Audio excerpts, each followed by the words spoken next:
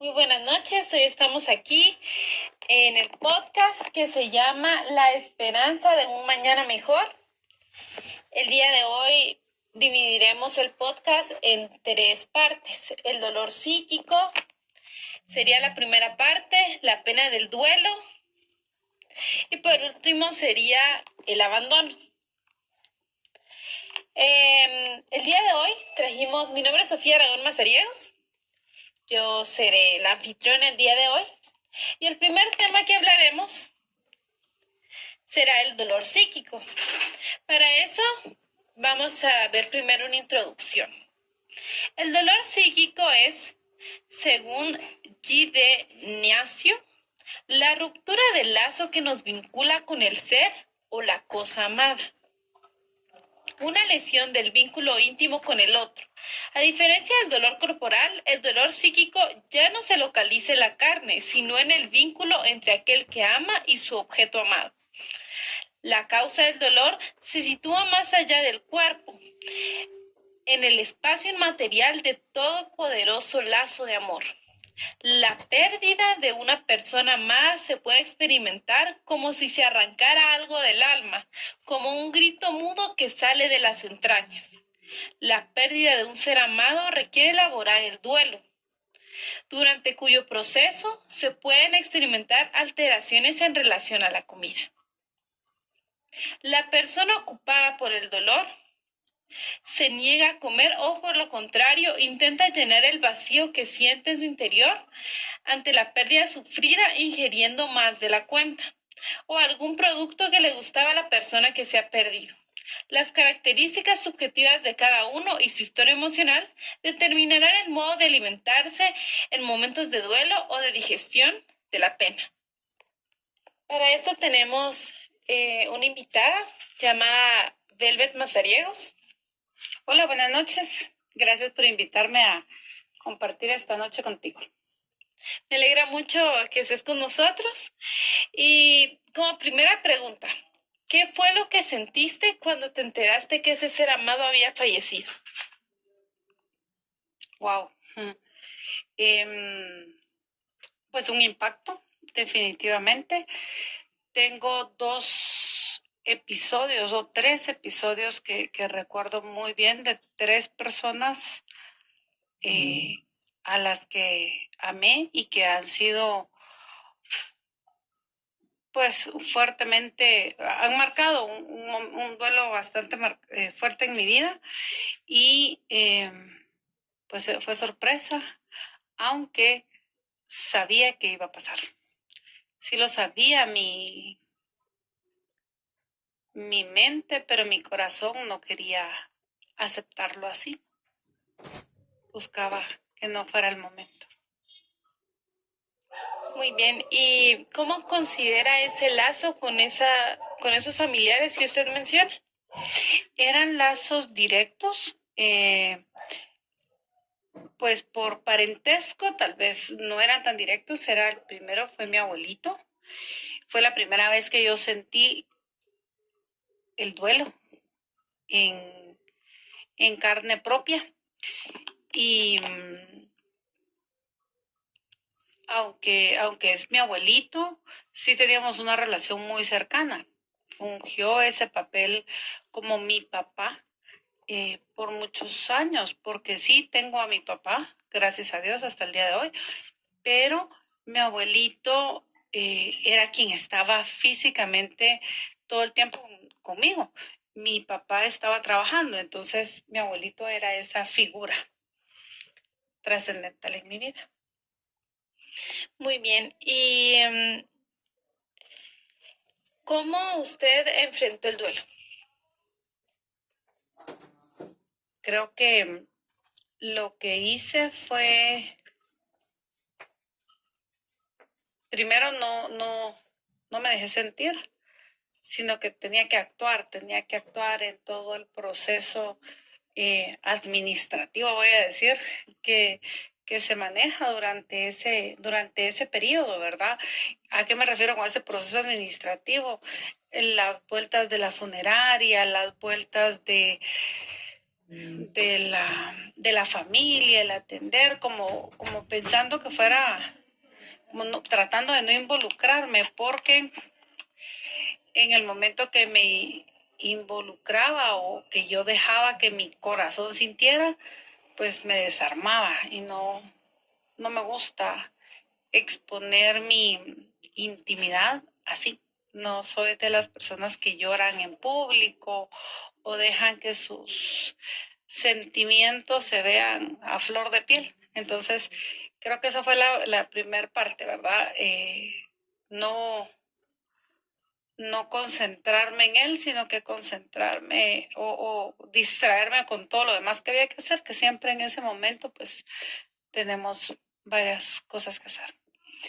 ¿Y había algún alimento que la hiciera recordar a esta persona? Ah, mucho, mucho. Había algo en particular. Bueno, hay varias cosas, pero hay una y son sus gustos, ¿verdad? Él me enseñó a tomar un café a las 5 de la tarde.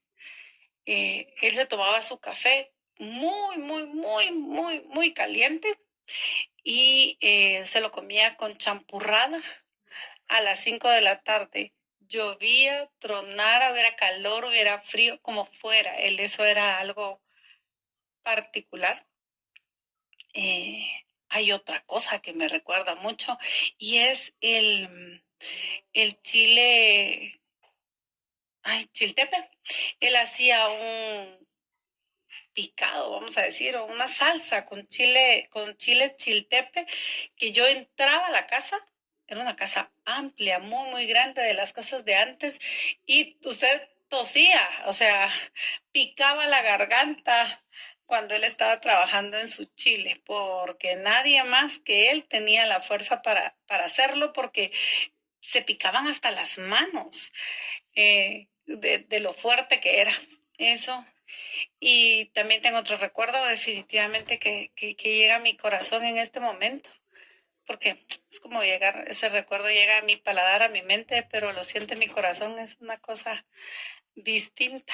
Es la morcilla, le gustaba la morcilla y entonces preparaba la morcilla y ponía un sofrito de cebolla, chile pimiento, tomate, tortillas y la preparaba y le quedaba delicioso. Creo que nadie la preparaba como él. A mi abuelita no le gustaba hacerlo, pues no le gustaba el olor. Entonces ella, ella realmente siempre cocinó. Ella era la que siempre cocinaba, pero habían esas dos comidas que no las hacía ella, que era el chirmol de este que le digo, de chiltepe, correcto, porque era muy picante para las manos de ella y ella le decía que no podía, entonces él lo hacía. Y el otro era esta morcilla, por el olor, no le gustaba a ella, entonces como no le gustaba, era que lo hacía él, pero, y su café a las 5 de la tarde, aunque ese sí se lo hacía mamá Tere, que era mi abuelita, ella era la que se lo llevaba a las 5 de la tarde, pero sí. O saben qué otra cosa, ¿sabes qué otra cosa? Cuando estaba lloviendo, perdón, cuando había mucho calor, así una tarde de calor de 30 grados que no eran muy usuales como ahora. Antes era menos usual ese calor tan intenso. Él se tomaba un café bien caliente, lo más caliente que aguantara, porque decía que con eso se le quitaba el calor. Eso, eso recuerdo. La verdad es que tengo muchísimos recuerdos con ellos, pero esos vienen en especial a mi mente y a mi corazón. ¿Y usted ha volvido a consumir alguno de esos alimentos? ¿Vuelto a consumir? Por supuesto que sí. Primero, cuando yo siento como la tarde cansada, ya la parte final de la tarde y estoy cansada, siempre lo menciono y busco hacerlo y digo 5 o'clock on Switzerland, porque era lo que él decía, que eran las 5, siempre eran las 5 de la tarde en algún lugar del mundo y era un buen momento para un café. Entonces, pues siempre, cuando yo estoy como cansada, siempre viene esa frase a mi cabeza y por supuesto que sí consumo café, soy café lover totalmente. Y sí, la morcilla también la consumo. No he logrado darle el toque que él le daba. Y ahorita estoy pensando que tal vez lo que me hace falta es ponerle hierbabuena, porque él también le picaba hierbabuena. Y todas esas cosas verdes de hierbabuena, cilantro, em, perejil tal vez. Algo, algo de eso verde o todo. Creo que le hace falta para que logre llegar a ese sabor particular. El picante no, no me gusta. Me, creo que me pasa lo que le pasaba a ella, que no le, que no le gustaba. Pero sí, yo siento ese aroma o siento que pica la nariz y la garganta a causa del chiltepe y por supuesto que esos momentos vienen a mi mente y a mi corazón. ¿Y qué siente cuando toma un café a las 5 de la tarde? Digo que sí, tenía razón. Siempre era un buen momento para tomar un café, pero ese momento era mejor aún. ¿Y siente la calidez de su familiar, de su abuelito, cuando toma ese café? Mm, mm, no, o sea, sentirlo a él como tal, creo que no, pero sí vienen muchas cosas a mi memoria y pues eso es rico, ¿verdad? Es cómodo porque guardo muy buenos recuerdos de él. Y justo como lo mencionábamos, de que tiene mucha relación la comida con nuestros familiares que en algún momento pues nos dejaron. Usted, dígame, usted que sabe, para quienes no lo sabían, ella es administradora en hoteles y restaurantes. Entonces, usted que sabe más sobre esta relación entre los sentimientos y la comida, ¿qué nos puede agregar? Bueno, que definitivamente el sentimiento, pues la comida no sabe igual si no hay sentimiento. El sentimiento puede ser para bien o para no bien, ¿verdad? No, pues no un sentimiento grato. Quien diseñó, quien delimitó el orden en los alimentos es un filósofo, astrólogo y músico que se llama Siriaf. Él fue el que, interpretando los beneficios de los alimentos, pudo establecer que los cítricos eran un buen aperitivo o ese primer plato que es una entrada, luego la proteína y los carbohidratos que son el plato fuerte, para concluir con ese mensaje de dulce y subir los niveles de azúcar apropiadamente para tener ese sentimiento de saciedad. Entonces, sí, es muy importante el hecho de que los sentimientos van de la mano de los alimentos. Y por eso es que para nosotros en restaurantes es tan importante el ambiente, incluso para los premios a los mejores platillos o a los mejores restaurantes que son la estrella Michelin, en el caso de los mejores platillos, el ambiente es crítico porque esa experiencia se convierte en una herramienta, puede ser más placentera. Estaríamos igual de felices comiendo en un delicioso platillo y oyendo llorar a un bebé al lado nuestro. Eso pues, cambiaría la situación, distraería eh, la atención de lo principal, que es vivir cada una de las experiencias en el sabor. Y hay otros premios o otros reconocimientos que se dan principalmente marcando esa variedad, ¿verdad? El hecho de vivir esa experiencia con los alimentos. Muy bien, muy interesante pues lo que comenta, que tiene mucha relación los sentimientos con el alimento. Y también quería preguntarle, usted, cambiando de tema, ¿usted cuando perdió a su familiar, Uh-huh. dejó de comer o empezó a comer más? Cuando se dio permiso de sentir. Creo que lo primero que pasó fue que tuve que aceptarlo, aceptar que me dolía, que no podía hacer nada por cambiar la situación.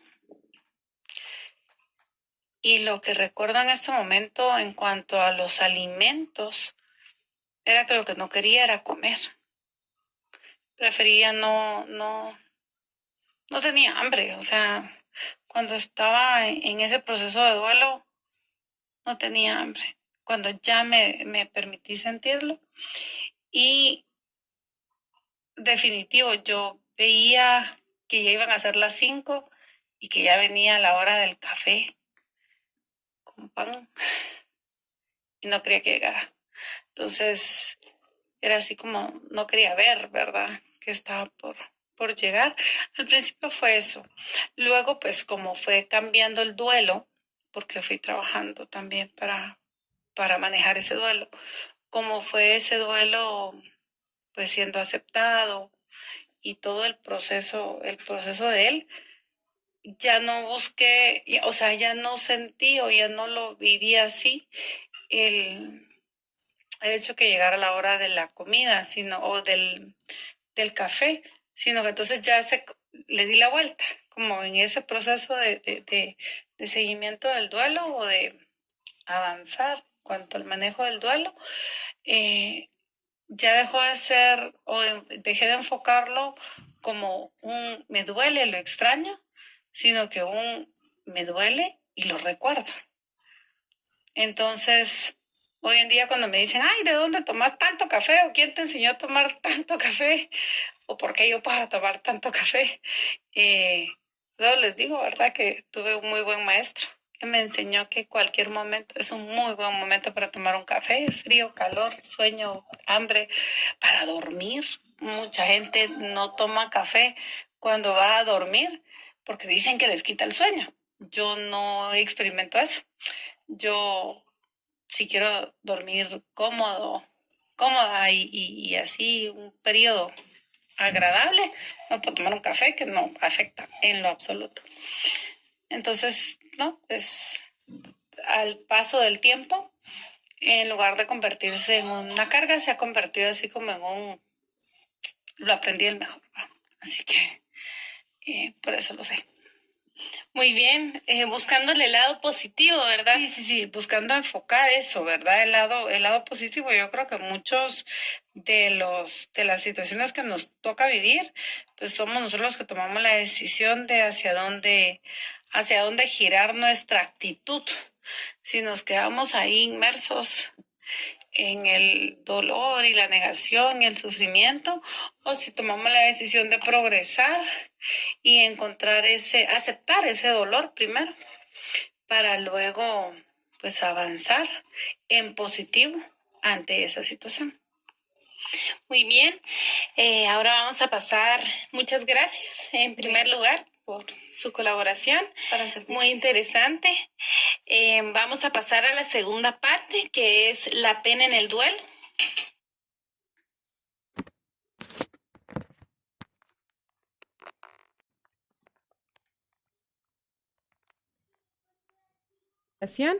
Muy interesante. Vamos a pasar a la segunda parte, que es la pena en el duelo. Y vamos a empezar leyendo un poco. Cuando se pierde a alguien querido, necesitamos hacer un trabajo psicológico denominado duelo. Se trata de un proceso que nos ayuda a soportar la pena de habernos quedado sin ese otro en el cual teníamos depositados nuestros afectos. En nuestro interior se establece una lucha interna al tener que adaptar los deseos a la realidad que nos impone. La energía emocional que habíamos depositado en la persona vuelve al yo y lo inunda. Se necesita tiempo para ir desligando los afectos que ya no tienen destinatario. Esta invasión de emociones y el trabajo psíquico consecuente agota las energías, lo que puede traducirse en una pérdida de apetito, como si hubiera que resolver lo que ocurre dentro antes de incorporar algo que venga de fuera, justo como usted nos comentaba, que no tenía apetito. El vínculo que hemos perdido está asociado a múltiples recuerdos de los que vamos separándonos poco a poco. La realización de este trabajo es una tarea lenta y desagradable. Por esta razón, muchas personas tratan de retardar la elaboración del duelo, aferrándose a la ilusión de que esa persona perdida volverá. Otra manera de negar la pérdida es identificarse con la persona ausente. En este proceso se crea un objeto sustituto dentro de uno mismo. Se puede observar a veces que una persona que está de duelo empieza a parecerse en algún detalle a aquella que ha perdido. Puede ser como, por ejemplo, su hábito por tomar café. La aparente falta de la emoción frente a un fallecimiento puede deberse a la identificación con el ausente. Comer algo que le gustaba a la persona que ha desaparecido, cómo vernos el ejemplo que sigue, es una forma de negar la pérdida y el dolor que produce. Lo que más complica el proceso de duelo es la ambivalencia afectiva. Todos los sentimientos agresivos dirigidos al otro pueden deberse y volverse contra el yo, dando lugar a actitudes o pensamientos autodestructivos. Durante este trabajo puede que no quede apenas libido para vivir y comer con cierta normalidad. Si bien puede faltar el apetito, también puede aumentar. Hace años, cuando la capilla ardiente se montaba en los domicilios particulares, se preparaba comida para los que acudían al velatorio. Lo que simboliza la comida en esos momentos era el deseo de seguir viviendo. Este simbolismo está recogido en un refrán popular que dice: el muerto en el hoyo y el vivo en el bollo. Ahora, ¿qué me puede comentar usted sobre ese momento? Pues hay sentimientos autodestructivos. ¿Cómo le hizo usted para superarlos? Para ver hacia adelante. No, creo que no fueron autodestructivos, aunque la negación podríamos enfocarla tal vez por ahí. Sí. Porque yo pienso que más que sentimientos destructivos no me sentía capaz de poder manejar con ese dolor tan fuerte de ya no tenerlo conmigo. No podía visualizar un futuro sin él, sino que él era parte de ese futuro, o sea, era mi presente siempre. Desde que tenía uso de razón, él estaba ahí. Incluso por eso le decía que es una situación un poco más compleja, porque no es mi papá, pero estuvo más que mi papá. No es que mi papá no haya estado, pero era más presente que mi papá en ese momento. Entonces, era complejo. Lo que hice fue eso, ¿verdad? Irme hacia el lado de no está pasando, o están pasando otras cosas que son más importantes, y ahí dejamos el sentimiento para después. Por supuesto, cuando ese sentimiento llegó fue bien difícil. Gracias a Dios tengo un esposo que me vio llorar, quien cuando fue oportuno me abrazó, cuando fue oportuno me dio mi espacio y me dejó llorar. Entonces, creo que eso ha sido básico para mí, ¿verdad? El tener esa compañía. ¿Y cómo fue regresar a esa normalidad? Primero no fue tan rápido como yo hubiera querido. O sea, eso no fue así. Fue largo. Creo que fue un periodo largo, y creo que el corazón se va acostumbrando a esa ausencia, ¿verdad? Creo que eso es lo primero, que el corazón se va acostumbrando a la ausencia, y entonces eso hace que pues que se vaya superando el tema, ¿verdad? Y como les digo, siempre buscando en esos momentos, en esos baches, que todavía hoy, 18 años después, hay momentos donde lo sigo sintiendo. Definitivo, es un abrazo que extraño, que me hace falta. Quisiera sentir ese abrazo o ese consuelo solo de decir, mija, esto también va a pasar.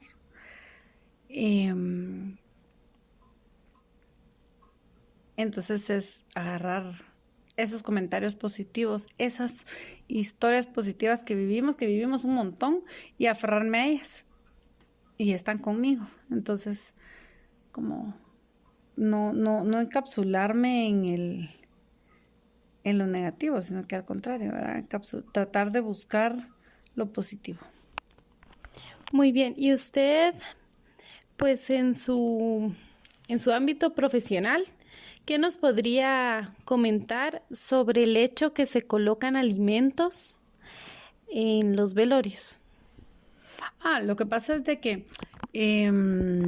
profesionalmente, ¿verdad? Esto ya es en el ámbito profesional.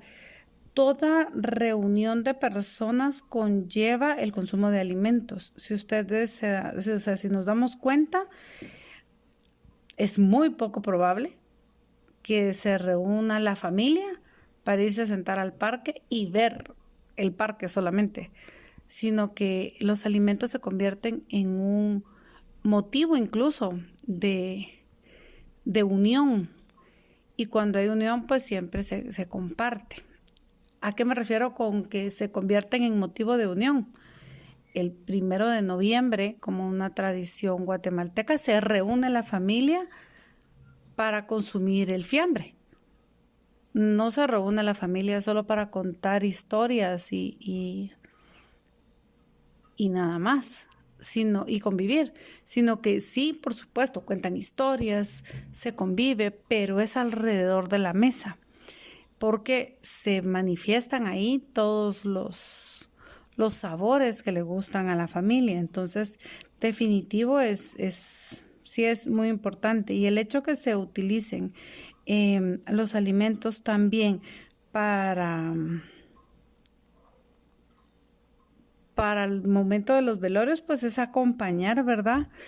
Somos anfitriones y estamos siendo recíprocos a la persona que vino y nos está visitando o acompañando en ese momento de duelo, y por eso es que les ofrecemos un café, un té, un pan, una galleta, y esos alimentos están evolucionando, porque aquí en la ciudad solamente son eso, un café, un pan, una galleta y nada más, pero en el interior el que fallezca una persona es un momento también de unión del pueblo o la aldea completa. ¿Qué es lo que ocurre? En la aldea completa se muere una persona y todos los vecinos se encargan de llevar alimentos para todas las personas que van a acompañar esa velación, incluso el entierro, porque después del entierro regresan a casa y consumen alimentos. Entonces, consumir alimentos es un buen momento cuando hay personas reunidas, siempre. Muy interesante cómo nuestra vida social, nuestra vida personal está realmente muy relacionada con el alimento. Sí, gira nuestra vida social realmente y personal, obviamente social, personal y familiar, gira alrededor de nuestra ingesta de alimentos. ¿Por qué? Porque pues, nos reunimos al almuerzo, al desayuno o a la cena. Nos reunimos en fines de semana con horarios distintos para tener brunch, para tener coffee breaks o cualquier tipo de alimento. Sí, es efectivo lo que usted decía, que si nosotros pues nos inclinamos hacia ese rubro. Bueno, pues muchísimas gracias porque usted tiene pues ese ámbito profesional y también esa experiencia personal. Entonces es un honor que haya participado aquí con nosotros y queremos desearle una muy feliz noche. Muchas gracias por escucharme, por hacerme recordar, por acompañarme a recordar esos hermosos momentos. Por supuesto que aunque es de noche se me antojó un café. Siempre es un buen momento para un café.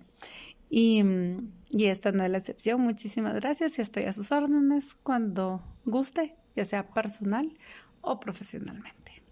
Muchas gracias. Buenas noches. El día de hoy estamos en la tercera parte de nuestro podcast, La esperanza de un mañana mejor. En este momento vamos a hablar de qué es el sentimiento del abandono. Para esto tenemos un invitado especial llamado Rafael Aragón. Buenas noches. Buenas noches. Él nos estará contando su experiencia sobre este tema.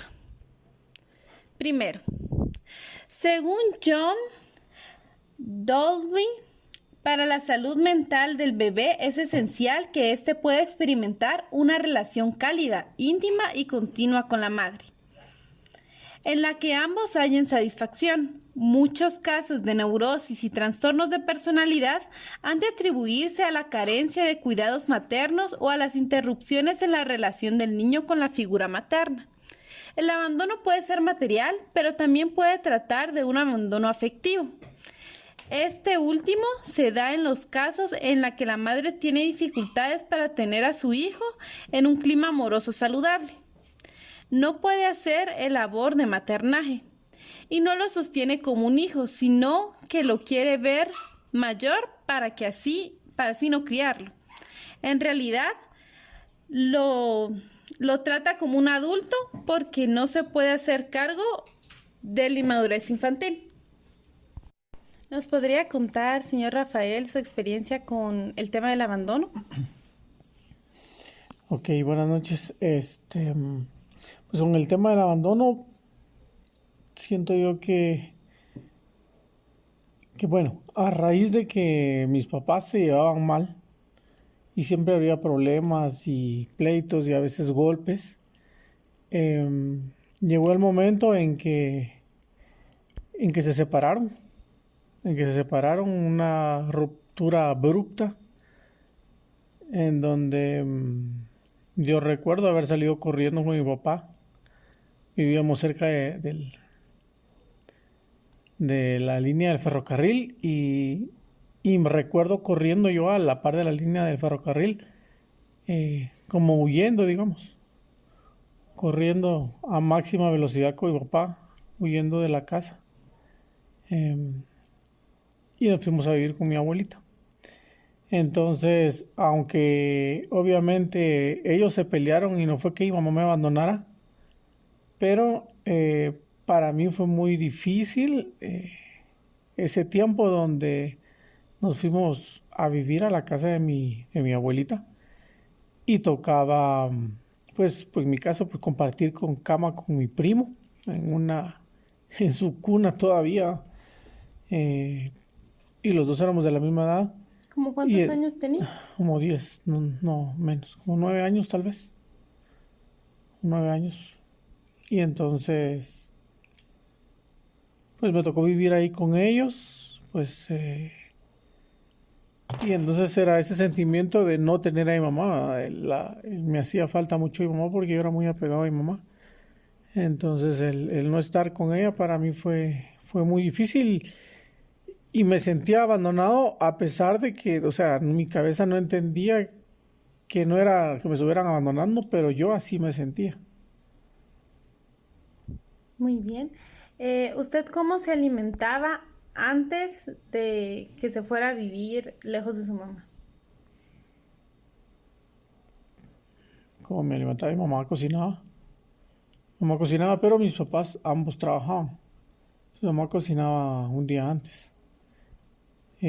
Bueno, a veces porque también antes, bueno, ya en ese momento que se separaron, sí cocinaba mi mamá. Creo que no teníamos una persona que nos cocinaba porque el año anterior era yo el que se encargaba de preparar la comida para todos antes de irme a estudiar. A pesar de estar pequeño, me tocaba ir a comprar las cosas al mercado, a la carnicería. Y yo tenía que preparar el almuerzo, aunque a veces echaba a perder la comida, pero tocaba. ¿Y qué alimentos recuerda consumir con su mamá? ¿Qué alimentos le preparaba? La verdad es que no tengo buena memoria.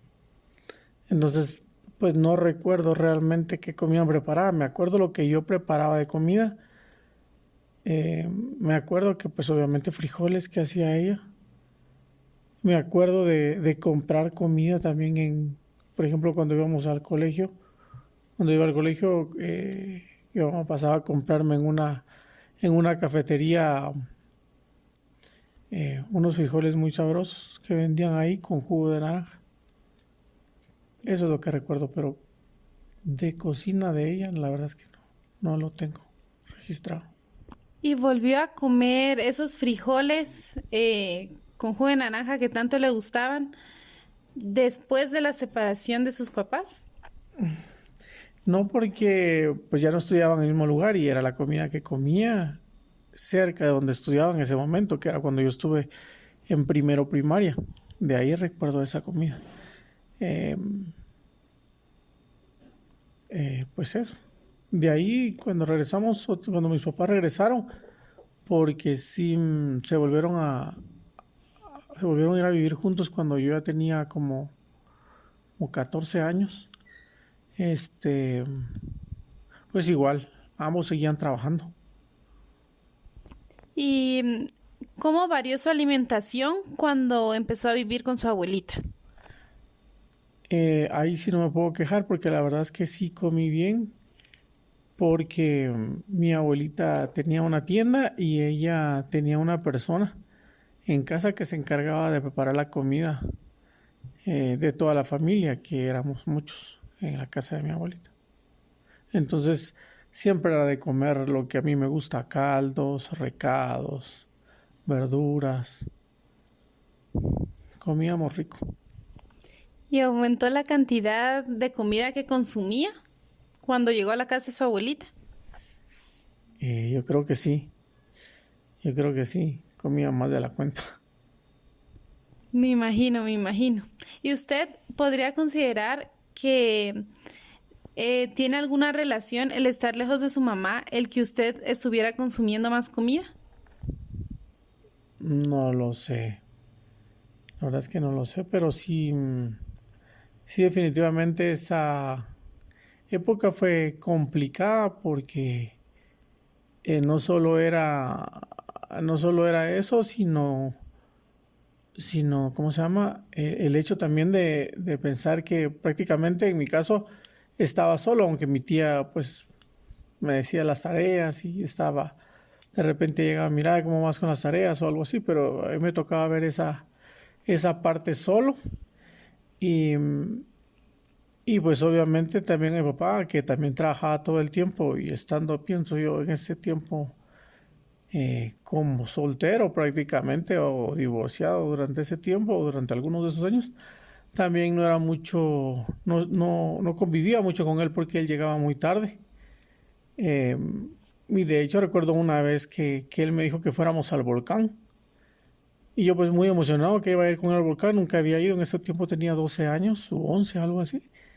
Y me enteré hasta el momento en que íbamos a ir al volcán, eh, que en ese momento me recomendó con alguien y él no fue al volcán conmigo. Y en el volcán pues me fui con ellos, con un grupo de amigos de su trabajo que iban al volcán, uno de ellos vivía en el lugar y ¿cómo se llama? Yo me perdí en el volcán porque ellos agarraron su camino, obviamente yo no era su hijo, entonces pues me quedé perdido en el lugar y a las horas, no sé, unas 3 horas después nos encontramos en el camino, o me encontraron porque yo ya no podía caminar del dolor de las piernas.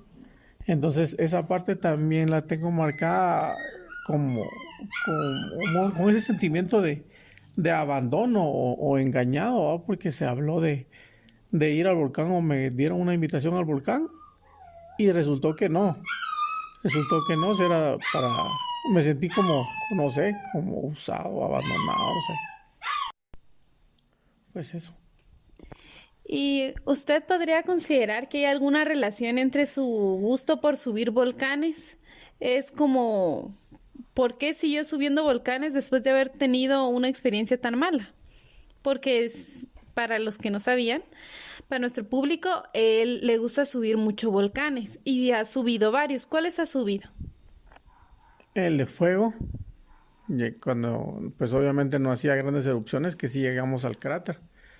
El de Acatenango también, varias veces, el de agua, el de San Pedro,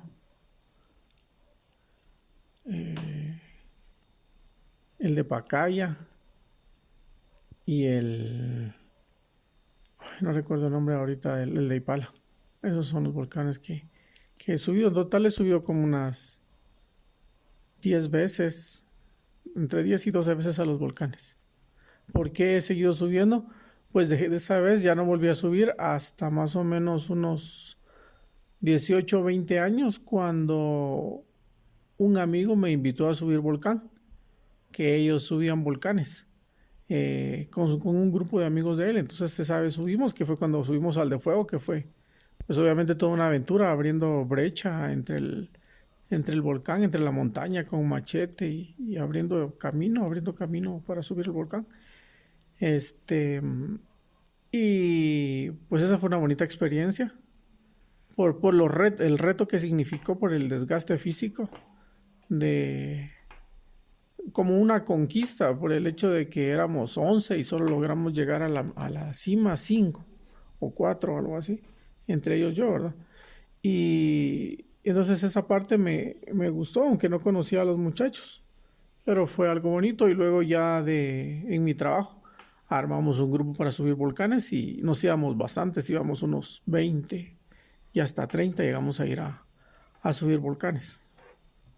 Muy bien, podemos notar que usted ha tomado las situaciones donde han habido abandono como algo positivo, viendo lo positivo, y ha logrado conseguir tener una visión positiva de la vida.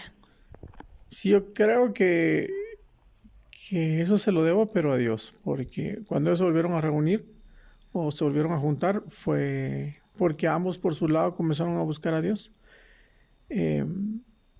Y aunque pues tenía los dos las posibilidades tal vez de rehacer su vida, al final por buscar a Dios, o Dios los llamó, eso permitió que se volvieran a reunir, a juntar como familia, que nos juntáramos como familia. Y en mi caso, pues me acercó a Dios, ¿verdad? Y en Él encontré el consuelo y la esperanza de esos momentos de dolor, esos momentos difíciles. Entonces, Él ha sido mi fortaleza y mi ayuda en todo momento, y en ese momento comprendí que en esas noches difíciles y en esas noches de llanto, no estaba solo, sino que era Dios quien estaba conmigo, consolándome, aunque yo no me diera cuenta. Muchas gracias, señor Rafael, por estar aquí y darnos esta entrevista. Con gusto. Buenas noches. Entonces, con esto finalizamos nuestro podcast. Muchas gracias a todos nuestros oyentes. Espero que pues hayan aprendido más sobre estos temas y hayan pues tomado el ejemplo del señor Rafael, que ha tomado a Dios como su fortaleza y ha avanzado en su vida, superando todos los retos. Bueno, pasen feliz noche y nos vemos en una siguiente ocasión.